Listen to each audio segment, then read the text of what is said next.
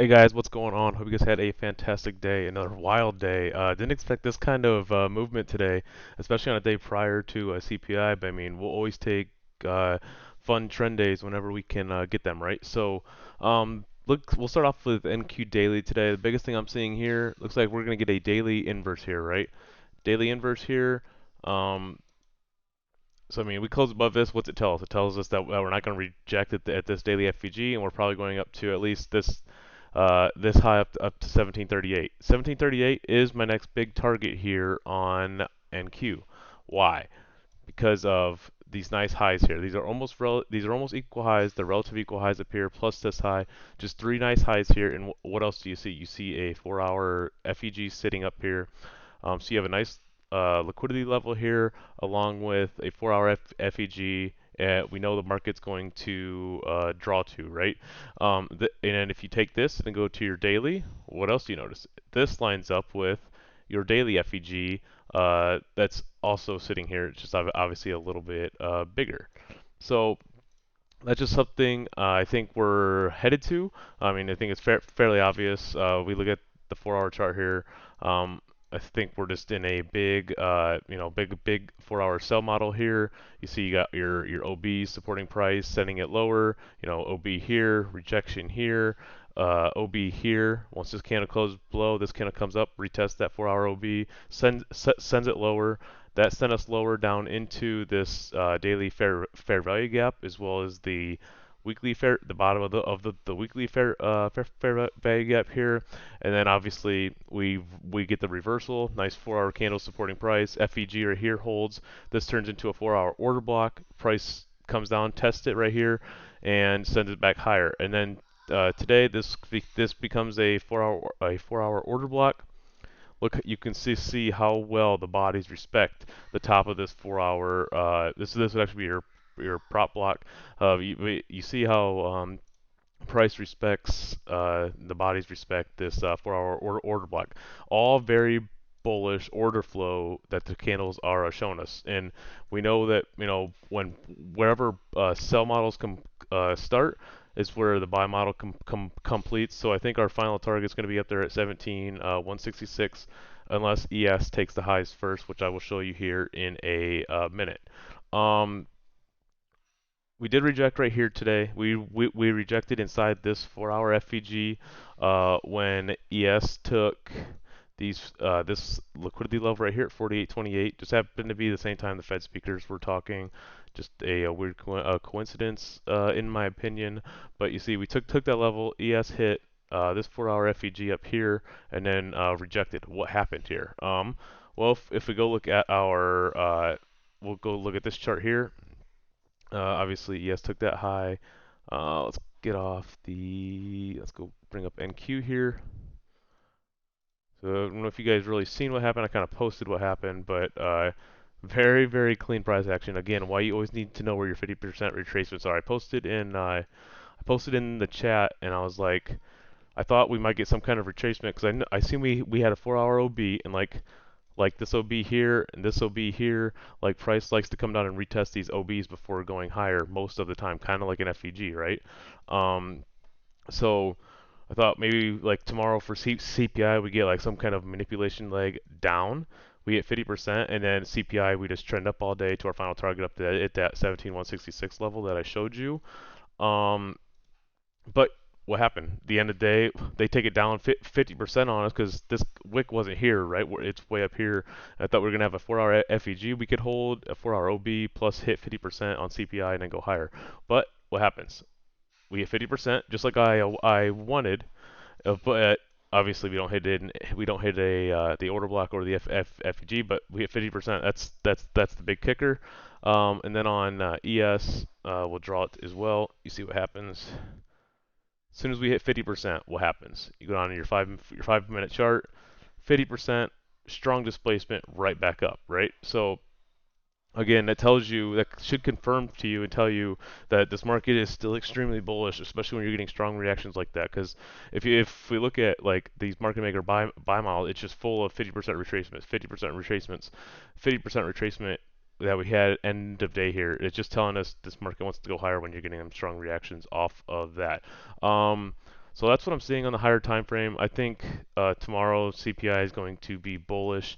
We get through this up here at 17,003. Then our next target is obviously these highs up here at 17,040. We'll call it at this 4-hour FEG, and then obviously 17,166. But we have to look out for is NQ's a little bit farther down than ES is. And then what do I always show you guys? These smooth highs, right? These are all smooth highs. This is like a safe zone. Look, price should not go back here, right? There's gonna be a lot. There's gonna be a ton of buy stops sitting up here at that 41 level. So I do think this is 48, 41.50 is where ES is going. So I think ES can take this tomorrow with CPI, not saying like on the release, but maybe like a trend day up to it. See how price reacts there. Maybe we get some kind of SMT where ES takes the high, NQ doesn't, and then we maybe get like some kind of 50% down, and we'll go from there and look at the time frame from there. But I do think we're on our way to these highs on ES and NQ. It just makes sense to complete our buy models up there. All right. We'll go over today a little bit. The one trade we took, I wish we held a little bit longer. We literally caught the bottom today. So I pretty much this morning, um, I had pointed out these were London lows, and then we had London highs, right? And I thought, well, if we just take both, we're probably just gonna chop, it's CPI or whatever. I'm not gonna spell these out and say it's London highs and lows. You guys know this is London low, this is London high. What happens? We go down, we almost take it. We leave relative equal lows down here. We do take this low. Um, we do take this low. We almost take London lows. We don't. What happens? We 50% up. We reject this 15-minute FEG again, and we go back down. So this is always the big thing, like in the mornings whenever we start pumping it open, and London lows are so close. Like it's 9 times out of 10, the market's going to come back down, get a good sweep on these lows, stop out these stop orders that are sitting here, get that liquidity in the market, and then reverse it the other way, right? Um, so the big thing I seen today, we seen this today. I already went over this on the midday video, but if you didn't get a chance to watch this, we took this trade right here. Why? Nice 5-minute inverse sitting in this leg. It's the only one there, so we can't go up and reject a different one. If we close over this one, no doubt we should run up to these highs up here at 72, 73 area. So we got in at about 49. We kind of chased a little bit up here. We took a little bit of heat, but I knew we had obviously the inverse supporting us. You see how the bodies respected it. We had this 5-minute order block here. You see how price comes down, retest that order block, sends us right back up higher. And what else do you notice? This is also a 5-minute fair value gap that held. So we had all of this supporting us. We had a liquidity sweep down here. So we know price once it wants to go higher by inversing this 5. We have a OB and we have an FEG and the inverse all supporting us here. So it's a very this is like an A plus setup. Like this is like this is a setup that should work 97% of the time. So we got in there. We trimmed at 860 just because it's 10 points. We trimmed up here at 872, and then obviously we kind of started chopping here for lunch and whatnot. We started chopping here, and I was like, I'm not really liking this much anymore. So we exited at 885. I was like, we might just chop the rest of today. And then so I was like, I'm not gonna ride this back down 35 points and give all of those gains back. So we just exited. You see, it turns out to be this. There's a 15-minute FVG here. All we did was pull back a little bit to that 15-minute fair value gap, and we ended up pushing back higher. And what happens? We end up going up to London highs up here at that 906 level, and then what happens? We end up just grinding up to that 4-hour FVG. Remember, the market moves imbalance to imbalance. So obviously once we start displacing over London highs, it's like, okay, what do we look to next? There's no liquidity sitting over here. We took these 77 highs that we were looking for yesterday. We took those over overnight, so there's nothing over here. The next thing we can really look for is this 4 hour, is to go tap into this 4 hour FVG sitting up here at 975. Look where we go, up to 975. We get our 50% retracement on the 4 hour, and then we probably grind back up higher for CPI. So I mean that was the NQ in a nutshell today. I mean, very clean price action if you ask me. Um, it's because it's just a nice trend day from London lows, London highs, displaced through London highs up to a higher time frame FEG, 50% down, and then obviously we'll see what kind of candles we get overnight. One more thing I wanted to point out. Obviously, all these lows look nice, right? But one thing to keep note of, this low right here held. Why did this hold? Because same reason this low held.